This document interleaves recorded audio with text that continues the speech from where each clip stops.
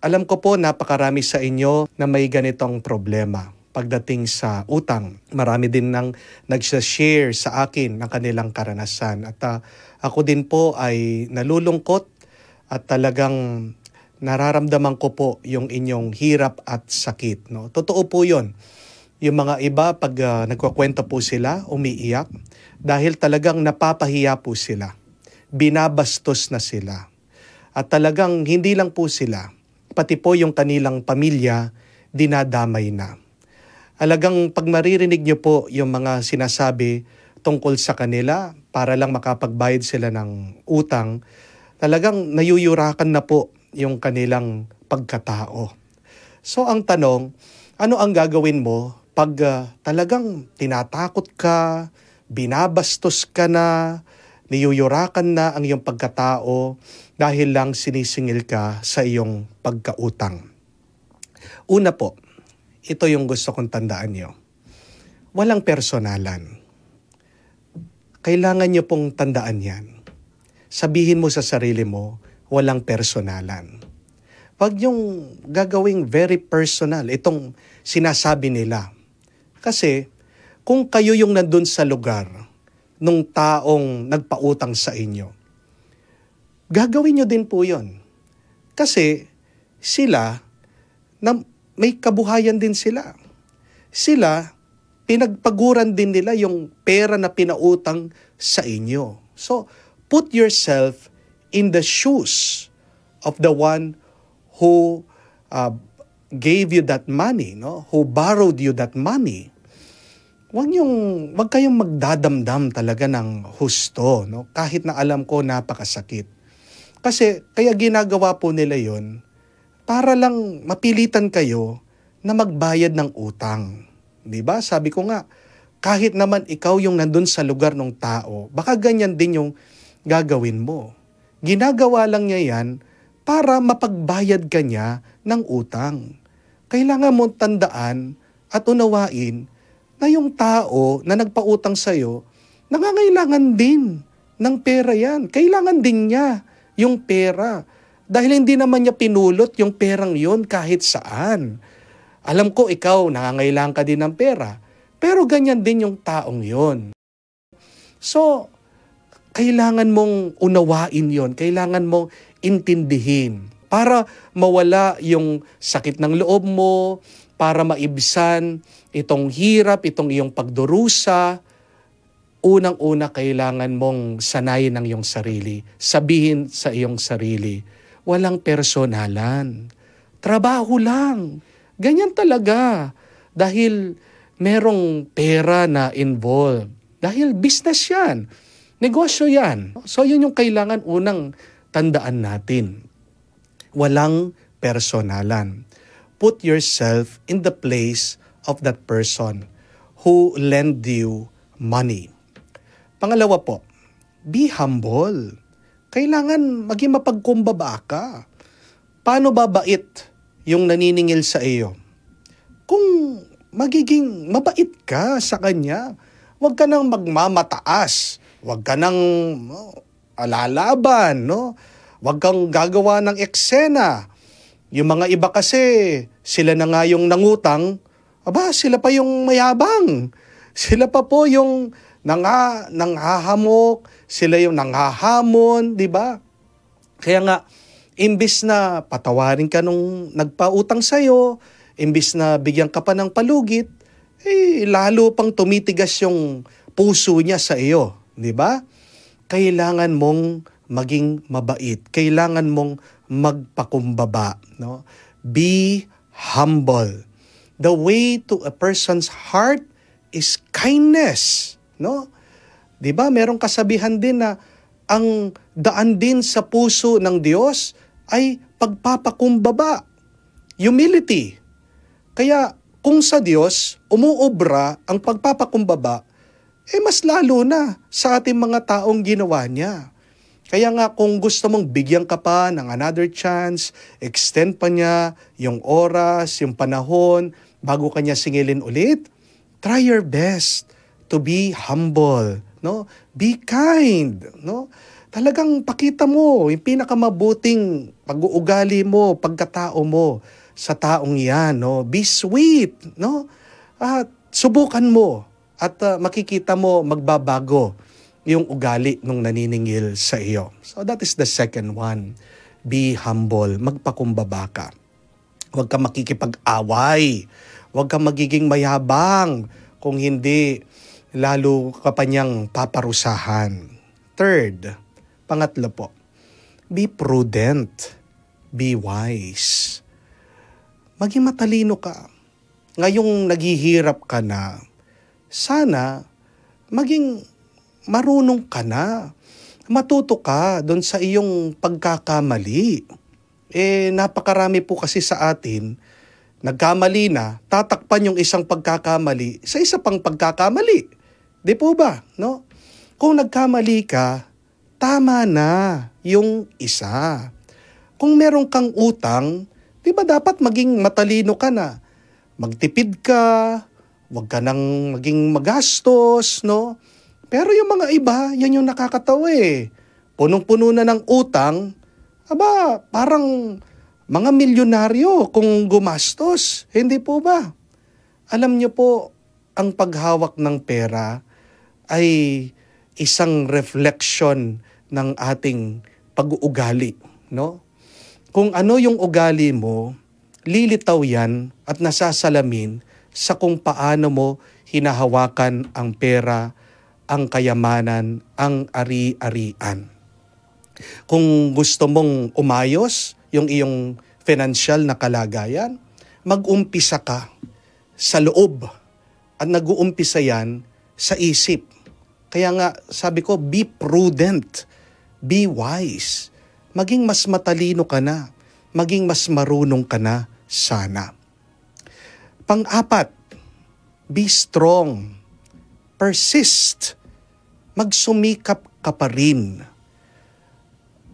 Minsan, pag meron tayong utang, alam ko po yung mga iba nanghihina. Alam ko yung mga iba gusto nang sumuko, gusto nang magpakamatay. Pero kung susuko ka, paano na? Walang problema ang nananatili. Ganyan din po pagdating sa utang.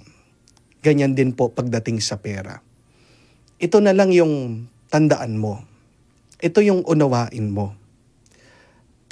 Ang pera, papel lang yan. Kaya mong kitahin.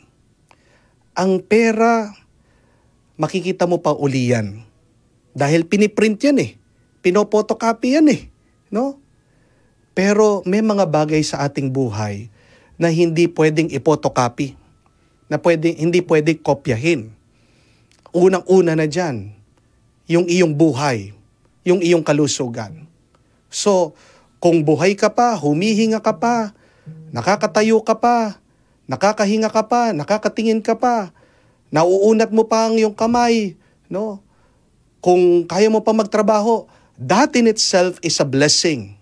You have still a treasure, wealth given to you by God. Use that. So, be strong. Ano po ang pagkakaiba daw natin, tayo mga tao, sa mga hayop, no? Sa mga dinosaur? Bakit yung mga ibang hayop extinct na, namatay na?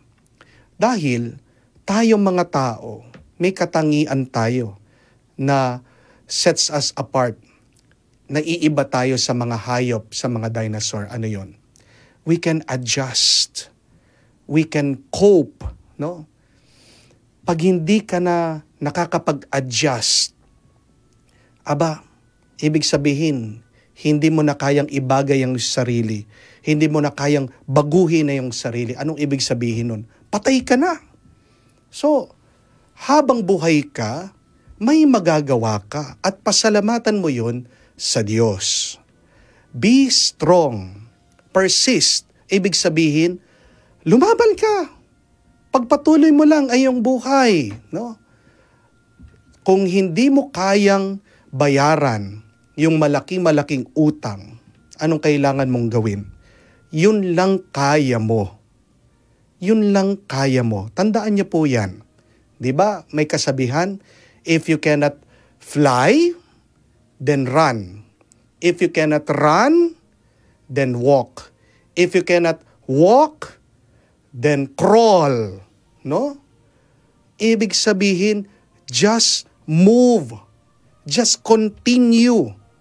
Dahil may mangyayari sa iyo kung pagpapatuloy mo ang iyong buhay. Basta't magpakatatag ka. Pero panglima, kailangan nating kumapit sa Diyos. Depend on the Lord. Saan magmumula yung karunungan? Saan magmumula yung lakas? Kung hindi sa Diyos. Hindi po ba? Kung magtitiwala tayo, maniniwala tayo, pagkakaloob ng Diyos, mararamdaman mo yan, nandyan na sa iyong kalooban, gigisingin yan ng Diyos, no? At yan ang pagmumulan ng iyong lakas, diyan ka mag-uumpisa muli, yan ang gagamitin mo para lumaban, magpatuloy sa gitna ng iyong problema, sa iyong sakit at pagdurusa. So, draw strength from God. Draw wisdom from God. Believe that God will help you. No? Huwag mong uunahan ang problema. 'Di ba sabi ni Jesus, no? Enough problem is today. Yung ngayon muna, no? So mag-focus ka sa ngayon. Huwag ka munang mag-iisip tungkol dun sa bukas. Yung kaya mo lang gawin ngayon. Ngayon muna ang bigyan mo ng pansin at ng tuon. At pang-anim, kahuli-hulian, ito po ang hamon ko sa inyo. Sa inyo pong mga may utang. At sa tingin ko po, mapapataas ang inyong kilay dito sa aking payo sa inyo. No? Ano ang hamon ko sa inyo? Anong habiling ko sa inyo? Kahit na may utang kayo, kahit na lubog ka na sa napakaraming utang, tandaan niyo po ito. Be charitable. Give. Father, paano po yun? Wala na akong pera, paano pa akong magbibigay? Hindi lang naman po pera ang pwede mong ibigay. Tandaan niyo po yan. Pwede ka magbigay ng oras, pwede ka magbigay ng iyong talento. Bakit ito po yung panghuling payo ko kahit na wala kang pera? Kasi nagkakaroon ng milagro sa iyong buhay pag nagbibigay ka. Bibigyan ka ng Diyos kung nakikita ng Diyos na ikaw ay mapagbigay na tao. Amen? No? God helps those people who help themselves. God helps also people who help others. Pag nakita ng Diyos, ang taong ito mabait, ang taong ito mapagmahal, ang taong ito kamukha ko, nagbibigay ng kanyang sarili sa iba, aba, bebendisyonan ka na ng Diyos. Do not underestimate the miracle of giving. I tell you, there is a great miracle in giving. Do you want to have an abundant life? Gusto mo ba ng isang buhay na puno? Start giving, no? And there are a lot of people who would attest, magpapatotoo po sa inyo, no? Na sa kanilang pagbibigay, doon nag-umpisa na umapaw ang grasya sa kanilang buhay. Bakit kaya hanggang ngayon lubog ka sa utang? Kasi baka nakalimutan mo ng magbigay. So, do not stop giving even if you're financially broke and poor. Dahil sabi ko nga, hindi lang po pera ang pwede nating ibigay. Diba? Palagi ko din po sinasabi sa inyo, you receive who you are. Makakatanggap ka kung sino ka. So, kung ano ka ngayon, yung tatanggapin. Kung galit ka, anong matatanggap mo? Galit. Kung takot ka, anong matatanggap mo? Takot, pangamba. But if you give, If you are kind, what will you receive? No? Other people will also give to you. Other people will also be generous to you. So, yan ay isang mahalagang turo din. Habilin, payo ko po sa inyo. Try it. Subukan niyo po. No? In your own little way, dun sa makakaya mo. Sinong pwede mong tulungan ngayon? Kahit na nahihirapan ka, kahit na wala kang pera, subukan mo araw-araw sa maliit at dun sa paraan na kaya mo. And I tell you, makikita mo, babangon ka muli. Aangat ang iyong pamumuhay. Aasenso ka. Lahat ng utang na yan, mababayaran. So, hope for the best. Pray always. Lumabang ka. Walang imposible sa Diyos. Sa lahat po ng may utang diyan, alam ko yung nararamdaman nyo. Dahil kami din po, no? Dahil kami din po ay dumaan sa utang. So sa lahat po ng may utang diyan, ng may malalim na problema, I am praying for you. And I hope that one day, you will be free, you will be at peace, you will be happy through God's help. Amen? Feel at home tayo dito. Enjoy life at Bright FM 91.9. Friends tayo.